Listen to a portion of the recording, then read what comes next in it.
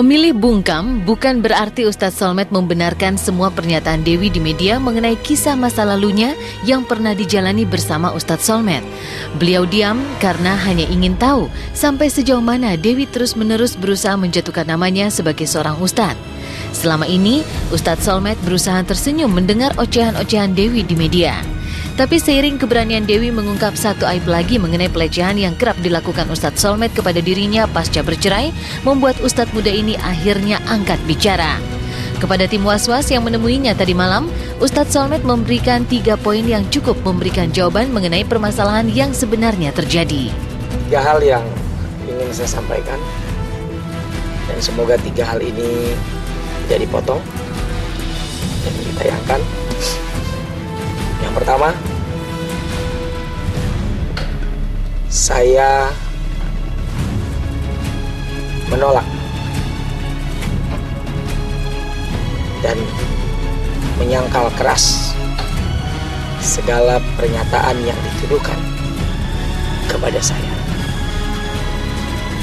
oleh mantan istri saya. Kedua, agama kita mengajarkan bahwa meminta maaf perkara terhormat dan memaafkan perkara yang mulia. Maka saya sebagai manusia yang punya banyak kekurangan, punya banyak salah, tidak menutup kemungkinan bahwa dulu saya pernah melakukan kesalahan saat saya sedang menjadi seorang suami. Maka saya memohon maaf.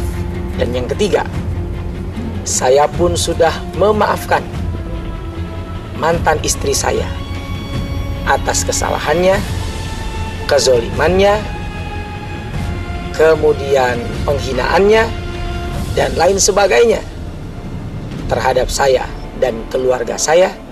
Dari kemarin kan saya diem aja, tidak ada komentar apa-apa dari saya.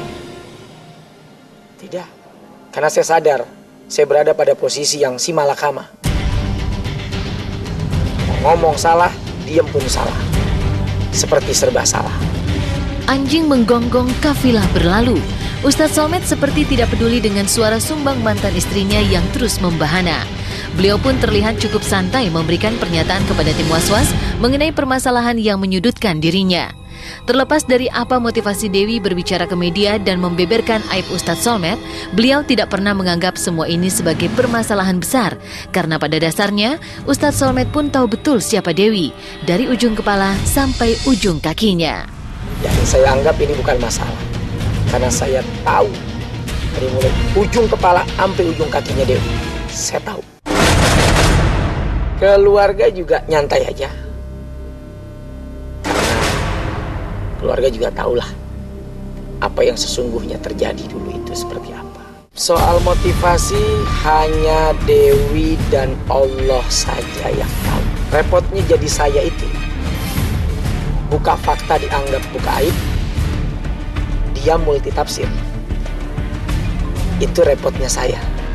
Usaha keras Dewi yang seolah ingin menghancurkan kebahagiaan Ustadz Solmed dan April tampaknya tidak berbuah manis. Toh meski terus-menerus didera pemberitaan tidak mengenakan dari Dewi, kehidupan rumah tangga Ustadz Solmed dan April tetap berjalan harmonis. Sepulang dari bulan madu ke Singapura, keduanya semakin terlihat mesra. Bahkan dengan lantangnya, Ustadz Solmed mengungkap bahwa beliau bangga memiliki seorang istri, Aprilia Jasmine. Tentu sebagai seorang suami, saya bangga, saya bahagia bisa menikahi istri saya inilah ya. Banyak hal yang saya dapatkan, betapa seorang April itu baik, akhlaknya bagus, hormat dengan orang tua, dengan suami juga. Saya sejak awal dengan istri ini, saya selalu menanamkan cinta karena Allah, karena tidak menutup kemungkinan seorang April juga akan ada kekurangan. Saya juga selalu menekankan sama istri, cintailah saya karena Allah, karena biar bagaimanapun juga saya pasti punya kekurangan. Saya menikmati sekali hidup dengan istri saya ini, dan insya Allah kenikmatan dan kebahagiaan ini akan tetap dan terus kita rasakan sampai ajal datang. Dan ketemu lagi di mana? akhirat. Amin. Nomor sepatu berapa? 41. Bersama April, Ustadz Solmed bisa melewati cobaan yang diberikan Tuhan di awal pernikahannya. April yang tidak pernah sekalipun menyinggung permasalahan ini di dalam rumah tangga mereka, membuat Ustadz Solmed ringan untuk melangkah meraih kebahagiaannya bersama April. Istri saya, alhamdulillah, dia tidak pernah menganggap ini sebagai masalah.